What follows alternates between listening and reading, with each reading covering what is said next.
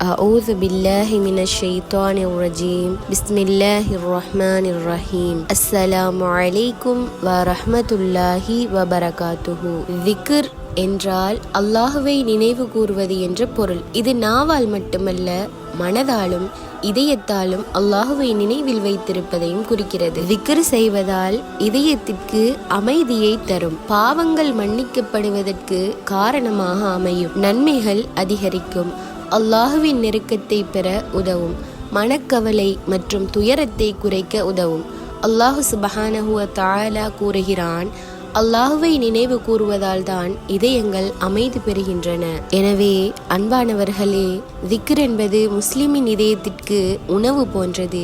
எவ்வளவு அதிகமாக அல்லாஹுவை நினைவு கூறுகிறோமோ அவ்வளவு நம் ஈமான் வலுப்பெறும், இதயம் அமைதியடையும். அல்லாஹ் நம் அனைவரையும் அதிகமாக திக்ர் செய்யும் அடியார்களாக ஆக்குவானாக. இன்றைக்கான வீடியோவில் சில சிறந்த திக்ர்கள் பற்றி பார்க்கலாம். முதலாவதாக 1000 நன்மைகளை பெற்றுத்தரும் அல்லது 1000 பாவங்களை மன்னித்துவிடும். சுபஹானல்லாஹ், அல்லாஹ் தூய்மையானவன். சஅத் பின் அபி வக்காஸ் ரலியல்லாஹு தஆலா அன்ஹு அவர்கள் கூறியதாவது, நாங்கள் ஒருமுறை அல்லாஹுவின் தூதர் ஸல்லல்லாஹு அலைஹி வஸல்லம் அவர்கள் அருகில் இருந்தோம். அப்போது அவர்கள், உங்களில் ஒருவரால் ஒவ்வொரு நாளும் 1000 நன்மைகளை சம்பாதிக்க முடியாதா என்று கேட்டார்கள்.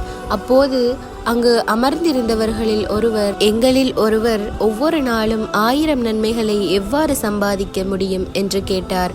அல்லாஹுவின் தூதர் ஸல்லல்லாஹு அலைஹி வஸல்லம் அவர்கள் ஒவ்வொரு நாளும் 100 முறை சுப்ஹான் அல்லாஹ் என்று கூறி துதிக்க அவருக்கு 1000 நன்மைகள் எழுதப்படுகின்றன, அல்லது அவர் செய்த 1000 தவறுகள் அவரை விட்டும் துடைக்கப்படுகின்றன என்று கூறினார்கள். இரண்டாவது, தராசை நிரப்பும் திக்ர்.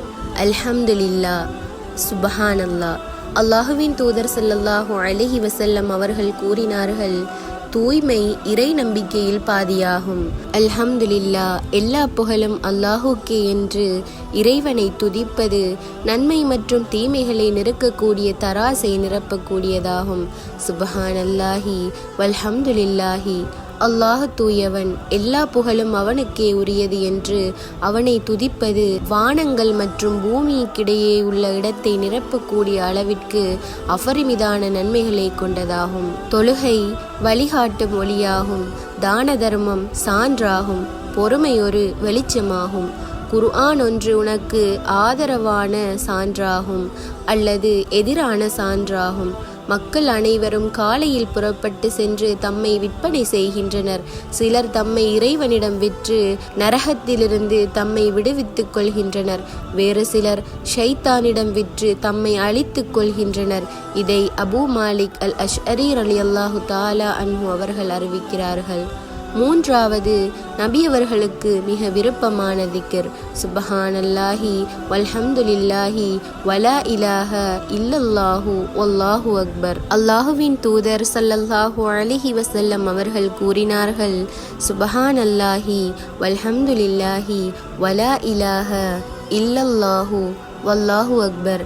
அல்லாஹ் தூயவன், அனைத்து புகழும் அல்லாஹுவுக்கே உரியன, அல்லாஹுவை தவிர வேறு இறைவன் இல்லை, அல்லாஹ் மிகவும் பெரியவன் என்று நான் கூறுவதானது, சூரியன் எதன் மீது உதிக்கிறதோ அந்த உலகத்தை விட எனக்கு மிகவும் பிரியமானதாகும்.